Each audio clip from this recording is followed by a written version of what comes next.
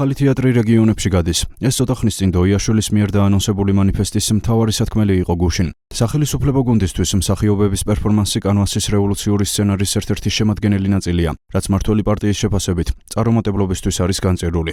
ალბათ ისეთივე შოუ იქნებოდა, რასაც ხედავთ ამ დღეების განმავლობაში, უნიჭო, არაფრის მომცემი. ჩვენ როდესაც რაღაცას აპროტესტებ, ამას უნდა კონდეს საფუძველი. რაღაცაზე უნდა იყოს დაფუძნებული. ხო გახსოვთ როგორ დაიწყო ყველაფერი, რომ თითქოს საქართველოს ხელისუფლებამ უარი განაცხადა ევროინტეგრაციაზე. წარმოგიდგენიათ, თითქოს ჩვენ თქვით არა ევროინტეგრაციაზე და ამას მოყვა გულანთებული ქართველების პროტესტი.